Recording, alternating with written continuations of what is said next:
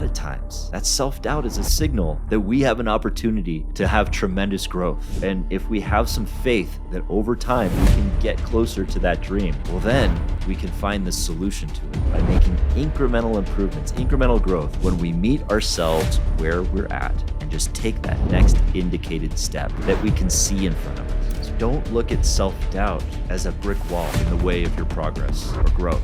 Look at it as a signal. Look at it as a challenge. So look at the next indicated step as, how am I going to get over this speed bump and move on and continue to grow? That's the path to overcoming self-doubt.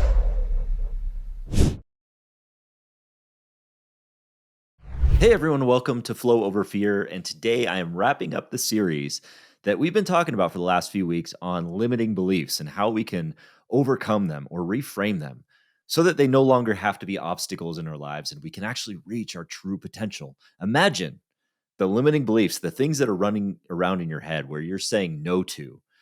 Imagine that that was no longer an obstacle in your life. And imagine how free you would become beyond that. I mean, it could be your worst fears. It could be the uncertainty that you have before you. And that kind of gets to the root of what the root causes of our fears really are, those fears that hold us back from reaching that true potential.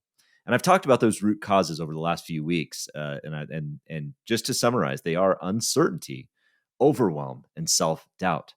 And today we're going to talk about the biggest one of those, the one that's probably more responsible for for being an obstacle to our true potential than any of the others, and that is self-doubt. We talked about uncertainty and the idea that when we feel uncertain, when we're uncertain about our future, what have you, that uncertainty leads us to feeling stuck where we're at because we're not making any forward progress.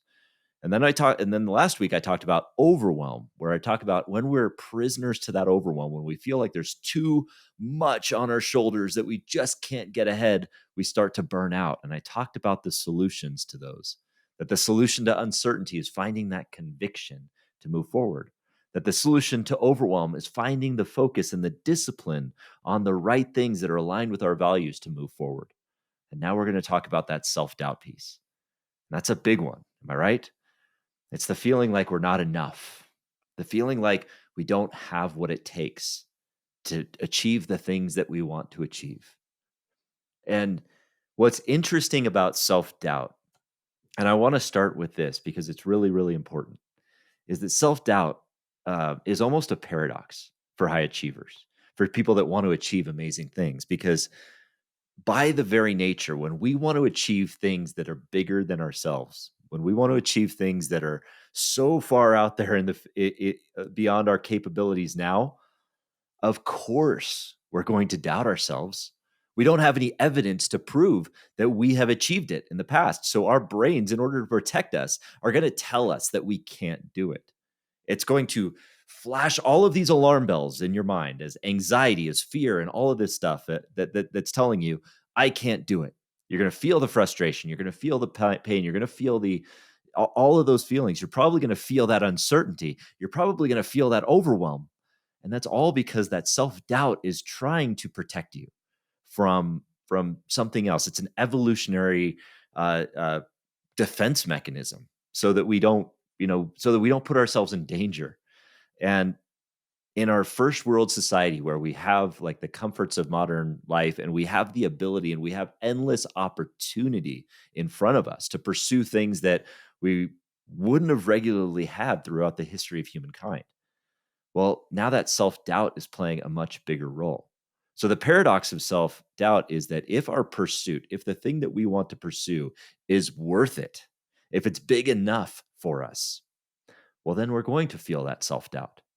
And the problem is that when we feel that self-doubt, we tend not to pursue the thing that we want to pursue because we feel like we can't achieve it. And so it's this vicious cycle that we don't pursue the thing that we should pursue because we don't think that we can achieve it. But in reality, it's in that self-doubt that is actually signaling to us that we might be onto something. Now imagine that instead, if instead of seeing that self-doubt that you're feeling as a signal that you shouldn't pursue something because you don't have the evidence that you've pursued it. Maybe it's an Ironman competition. Maybe you've never done a triathlon before, so that self-doubt is there, like, "How could I ever do that? I've never even raced in a triathlon before." Or maybe it's a business endeavor that you say to yourself, "Well, how could I ever have a business that employs hundreds of people because I've never even owned a business before? How is that possible?" You have that self-doubt because there's a gap between where you're at right now and where you want to be. And that self-doubt is living in that gap, and that gap is not a great place to live. Um, and so really the problem is with faith. And this is a big one. This is a big deal for a lot of people because I know that when I talk about the word faith, it probably hits you in a variety of ways, that may be unique to you in an individual way. Maybe you're thinking of faith as something negative, like that church experience you had growing up, or what have you, or maybe you were let down, even though you had faith in something, so you're not feeling like it's all that worthwhile to feel it. Um, but ultimately faith is there as that kind of bridge that takes us between the gap where we're at, where we feel that self-doubt and we feel like we can't get to where we want to go. That faith is the bridge between the two. um, and I know faith is a bit of a hard concept because we have to have faith in what we can't yet conceive for ourselves, and that's just the first step. And this story actually brings me to my favorite story in the Bible, because and I want to talk about this in the context of the message and the lesson that comes from this particular part of the Bible, because uh, it it took me actually achieving something I never thought that I could do. Qualifying for the Ironman World Championship, despite the fact that had 4 years earlier never done a triathlon in my life. It took that to make me actually read this again and understand. Oh my gosh, there's a different perspective here. And then as I researched it more, I learned that there was a different perspective to the story. But the story is the story about when Jesus walks on water toward the disciples that were in their boat. If you don't remember the story, the disciples Jesus had stayed on shore, and the disciples took their boat out, in to go without Jesus. And in the midst of that departure, the disciples fell into a massive storm. It was just the wind was howling. It was victory at sea, basically, and white caps everywhere. And the disciples were scared. They were frightened for their lives because they were caught in this storm. They didn't know if they'd be capsized or thrown overboard or anything like that. And back in those times, not a lot of people just learned how to swim. So and especially in rough waters, it was terrifying to them. But Jesus showed up, walking on the water, telling them not to be afraid. And Peter, being the strongest willed and one of the most hard headed of them, but also one of the most faithful in Jesus. He decided he told Jesus. He said, "Well, if it's possible, why not ask me to walk out there with you?" And so Jesus asked him to come out there. Jesus had the faith in Peter that he could do that. Peter then had the faith, had the boldness, despite no evidence to show him that he could achieve it, that he could walk on water. He walked out of the boat and he walked on water, and he walked toward Jesus until he realized that, till he looked around him and saw the chaos around him, saw the whitecaps, saw the storm, felt the wind blowing, and that second, his faith wavered, or his doubt, he doubt started to creep in, that doubt, and he began to sink. At which point he asked Jesus to save him. And then Jesus said to him, "Ye of little faith," as he was pulling him out of the water. And there's this sense that at that time Jesus immediately pulls him out of the water once he sees that he was sinking under. Uh, but Jesus says to Peter, he says, "Ye of little faith, why did you doubt?" And there's a lot of different interpretations to that. There's some interpretations that say that in the midst of that, Jesus was rebuking Peter. How dare you doubt me? Why would you doubt that I could save you in this moment or that you could walk on water? Why did you doubt? Shame on you. I don't look at it that way.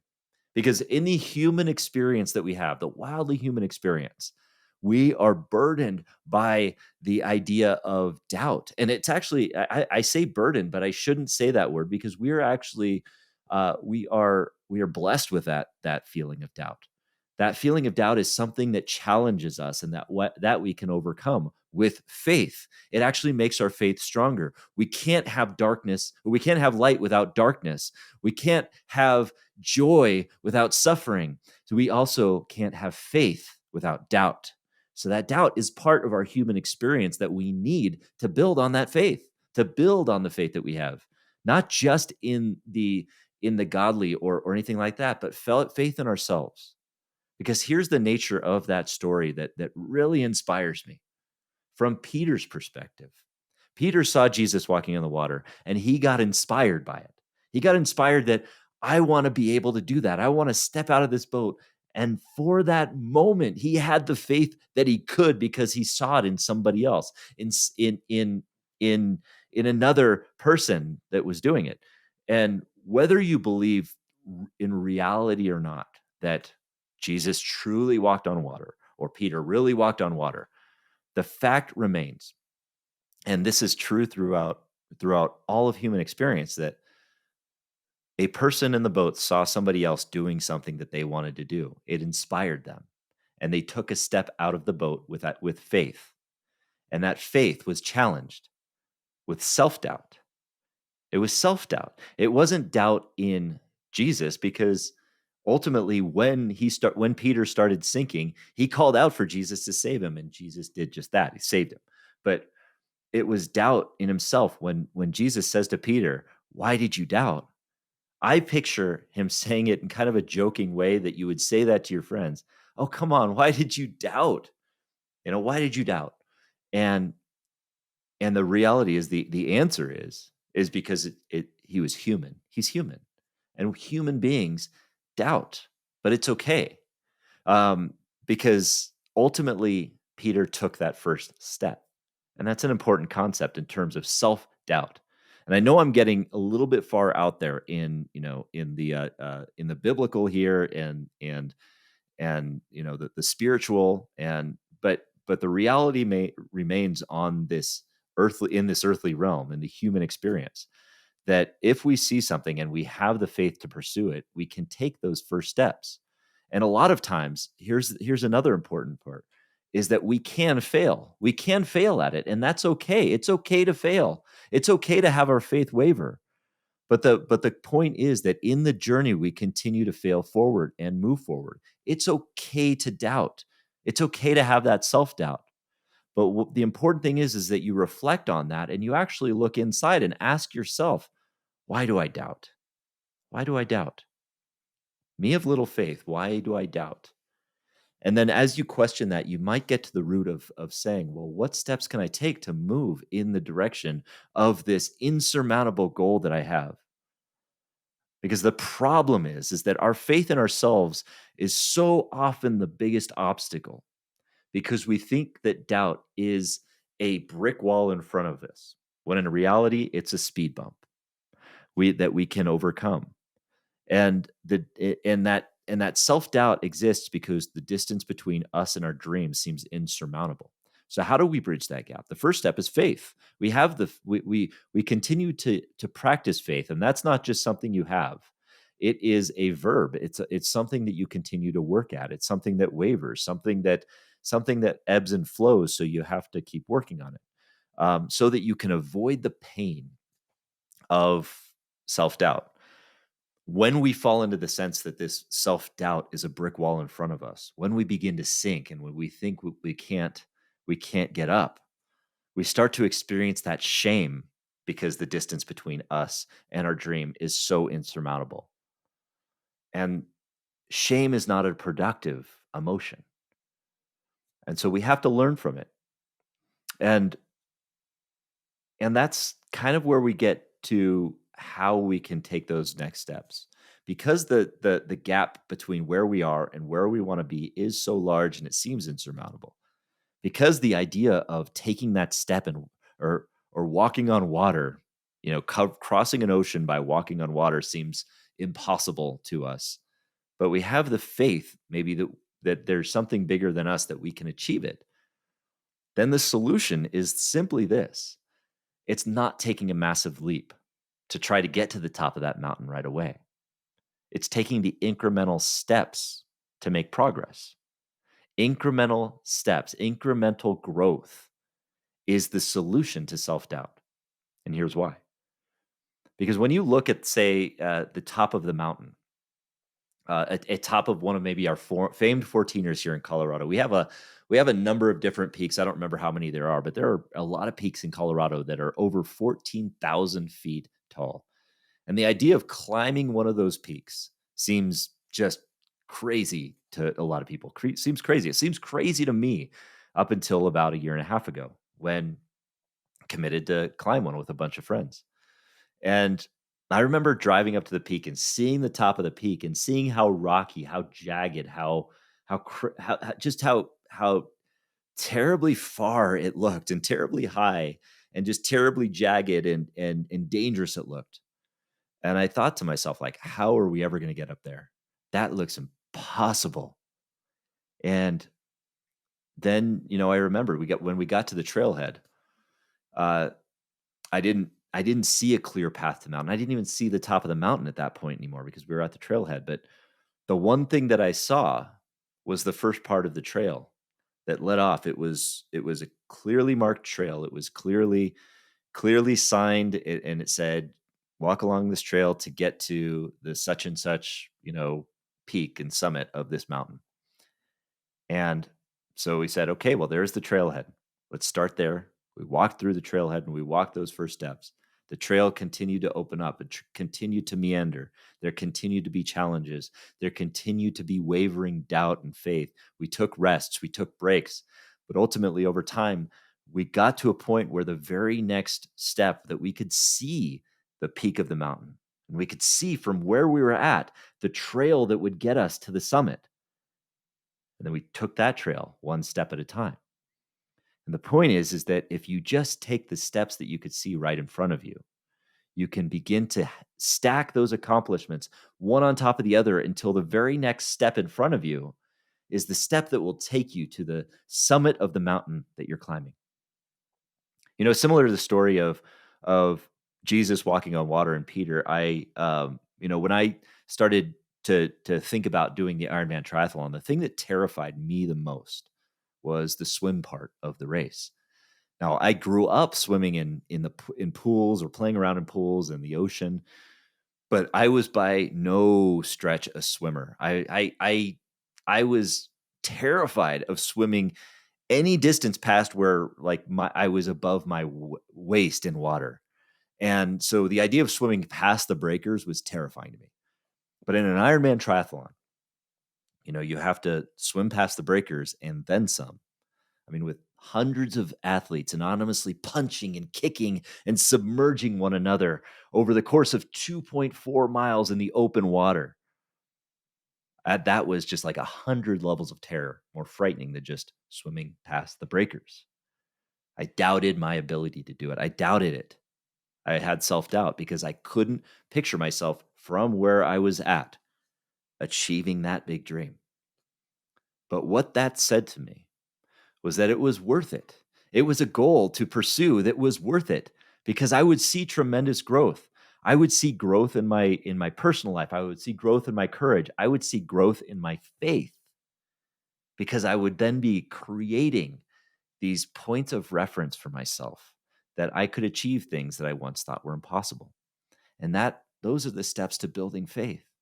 Even if you fail along the way, and I failed plenty of times along the way. And ultimately, getting to the top of that mountain of swimming 2.4 miles with all of the violence that happened in there and the frightening part about just being swam over by tons of swimmers, the first step to that is I had to work myself backward from the top of that mountain to meet myself where I was at, with the very next step right in front of me. And the very first step that would lead to thousands of yards of training, of swimming, and ultimately crossing the finish line of the Ironman World Championship was that I had to learn to float in a pool. I had to learn to float in a pool, something that 5-year-olds do in their first swim lesson. And I had to relearn to do it. So, have you ever seen a grown man learning to float in a community pool with a bunch of kids splashing around and parents looking on in horror as the Sasquatch in a Speedo is thrashing around at the surface of the water trying to learn to float? I looked ridiculous and I felt ridiculous. But for as ridiculous as I felt, I focused on that first step that I could see what success looked like, that I could see the success that I could achieve in that the belief in myself, that was the first step to getting it. And when I got there, I got a little closer to the summit of my mountain. And the next step, and when I graduated from that step, I was able, the next step to getting closer to the top of that mountain was to learn to swim 25 yards in a pool without stopping. And that was hard for me at the time. I could barely, I had to lift myself up a lot of times to just get over the panic of keeping my head underwater. But ultimately, over time, with enough practice and enough work, I got to that point where I could swim 25 yards in a pool without stopping. And then the next step, and then the next step, and then the next step. And an amazing thing happened as I started knocking off these steps. It started coming into my mind that all that self-doubt, all of that lack of faith in myself, all of the things that caused me to sink in the water, they went away and I started to believe in myself because of those little incremental improvements that were creating points of reference for the success that I could have. Little points of reference. As I stacked those little successes one on top of another within a year of learning to float in a pool, after stacking all of those successes, I saw the very next step in front of me when I stood at the starting line of my first Ironman triathlon, where I would begin the race by swimming 2.4 yards in rough open water in the Sea of Cortez, Cabo San Lucas, uh, punching and kicking my way through 2.4 miles of rough open water. And I finished that race that day. And that was my first experience in an Ironman triathlon, of swimming an Ironman. And I got there despite the fact that a year earlier, I couldn't believe, I had self-doubt in my heart that it was possible. But despite, it wasn't because of some unwavering belief in myself that I could achieve it. It was because I had faith that I could achieve it.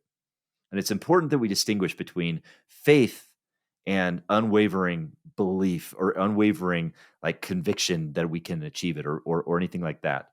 Yes, it's important that we build that belief system, that conviction that we are going to achieve our dreams. But we also have to acknowledge that self-doubt is going to infiltrate our hearts. And it's okay that it does that.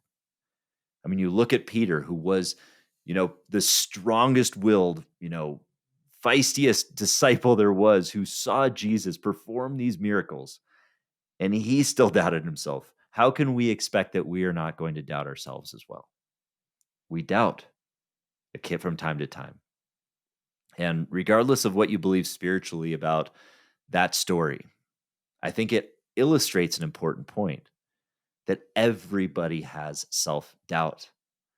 And a lot of times, that self-doubt is a signal that we have an opportunity to have tremendous growth. And if we have some faith that over time we can get closer to that dream, well, then we can find the solution to it by making incremental improvements, incremental growth when we meet ourselves where we're at and just take that next indicated step that we can see in front of us, that we can identify as that next waypoint towards the success and make that the goal. And so when we look at those incremental steps, one of the ways in which we can really articulate what success looks like there is to set these smart incremental goals. And I do this within my weekly planning and quarterly goals, where I do this on my vision reflection retreat. Which, if you'd like to to download that for free from my website. You can do that and actually go through this exercise yourself, where you set that powerful vision of the thing that might scare you, that you may not think you can believe, that 3, 5, 10-year vision. And you can work your way backwards and meet yourself where you're at and start setting small goals for the next quarter of what can take you there. And the way a SMART goal works is it's specific, it's measurable, it's attainable, meaning you can achieve it in the next 90 days. It's relevant to the long-term goal, and it's time bound. It's within that 90-day time period. And setting those 90-day goals, those incremental waypoints, helps you to build a roadmap that will get you to that big goal. That's the way that you can rise above the self-doubt, not eliminate it, because you're going to feel it, but rise above it and then achieve greater growth. And in that incremental growth, when you're growing incrementally, you're actually developing fulfillment because you're finding joy in the journey. Now, doesn't that sound a lot more fulfilling than just looking at the top of the mountain, deciding to yourself, that looks impossible, then turning away and walking away from it? I mean, even if you never get to the top of the mountain, but you achieve these incremental goals and you incrementally grow, isn't it great that you're actually expanding your courage and confidence and your comfort zone so that your ability to achieve other things is growing? Isn't it fantastic that we can achieve little incremental goals within the next 90 days that can serve as points of reference for the things that we may want to achieve in the future, even if we never get to the top of that mountain? Even if while we're walking on the water, we sink and somebody has to save us and we don't walk on the water again. Isn't it great that we can learn or grow from that and become more fulfilled? So don't look at self-doubt as a brick wall in the way of your progress or growth. Look at it as a signal. Look at it as a challenge to look at the next indicated step as, how am I going to get over this speed bump and move on and continue to grow? That's the path to overcoming self-doubt.